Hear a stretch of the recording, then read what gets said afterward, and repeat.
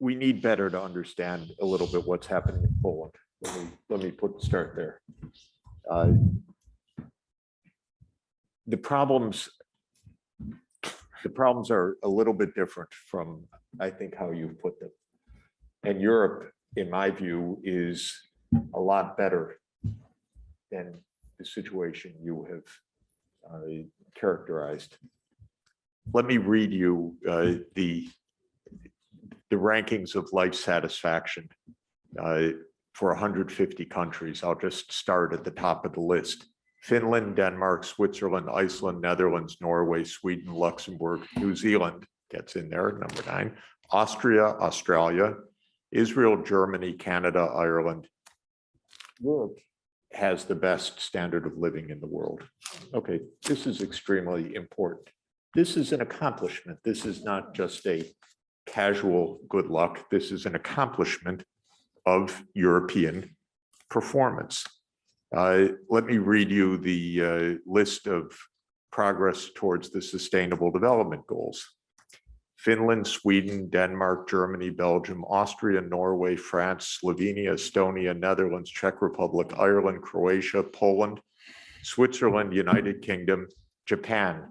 First non-European country is 18th. So first, I think we should understand this. Second, it's not easy putting 27 countries together.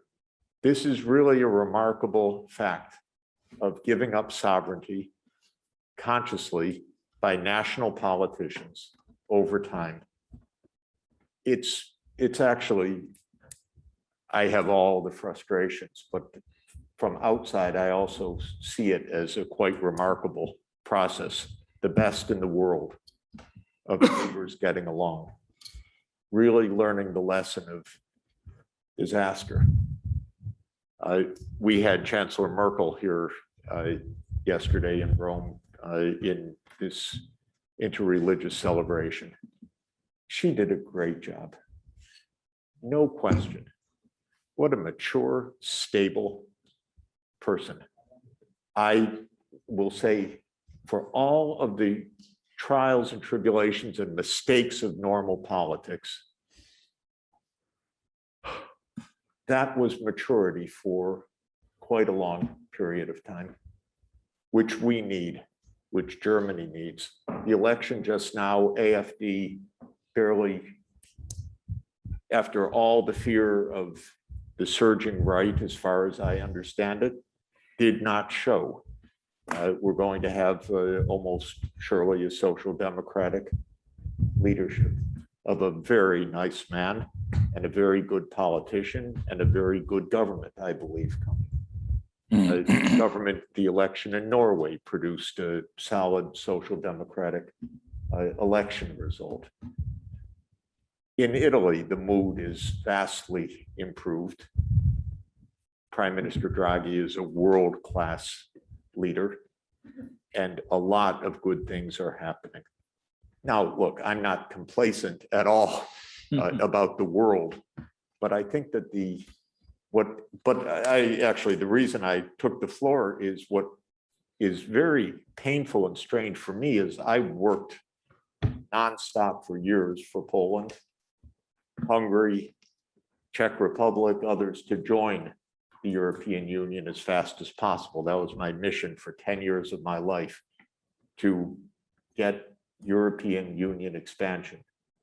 I worked with Lech Walesa and the Solidarity Movement, and for years and years. I'm a little disappointed in the politics inside Poland, I have to say. Thank you. I know you are as well, but that's not about Europe. That's actually about Central Europe. And this is not about, in my opinion, it is not about the failures of Europe. So I would like you, all the young and very well-directed people here, to fight for a good government in Poland. That's really important right now. And I think that's a great national task. And everything you're saying, I agree with on the substance of the agenda. But I do not believe this is Brussels' failings. I think I've watched Poland for 30 years close up. And just to finish, in 1989, I'll say 1991 as a baseline, Poland was at 1/3 of the living standards of Germany. Now Poland is at 2/3 of the living standards of Germany in one generation. That is rather remarkable progress. Poland's done a great job, but politically it has fallen back.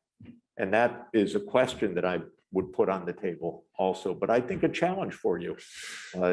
I know you know it, but I think that this is a bigger challenge than the challenge of Europe in a sense, because Europe is looking at Central Europe and saying, what happened? And I don't think it's right to, from me as an outsider, having been involved in this process for 30 years, I don't think the blame is in Brussels, frankly, right now, for Mr. Orban or President Duda or others. I think it's squarely in Central Europe. Please, Mateusz. No, please, he will answer together, please. Yeah, sure. And then Alexander. Let me just answer very briefly and refer to Richard Horton. I'm a huge admirer of George Orwell, as he is an example of a genuine English patriot. Yeah, the lion and the unicorn is an old English symbol of patriotism. And that is why the whole book is a fiercely criticism of English society. And I believe that we are one of the first generation in Poland that feels at Europe so at home that we feel obliged not only to join Europe, but to reform it. That's first thing. So thanks to the work of the previous generation, that's for sure. And secondly, let me disagree. I think that we're having elections in France. Who will win? We don't know.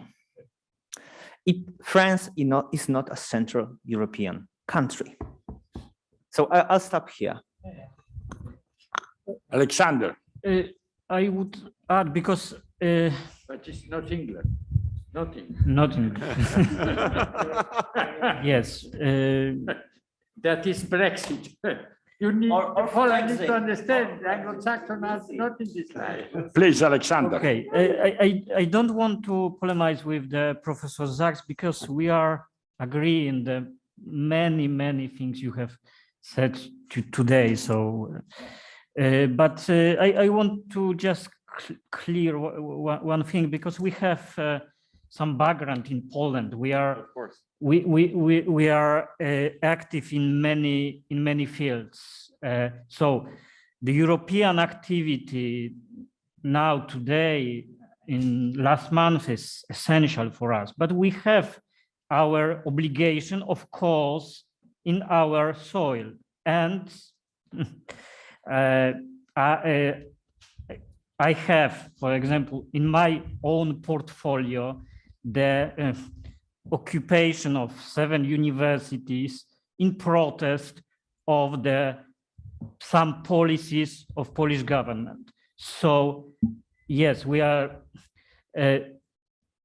It's important for us, the European perspective. We want more from Europe in the context of this crisis, and we want much more from our Polish government. So yes, it's important to remember about these two perspectives. Yes, you have the final. Please take the.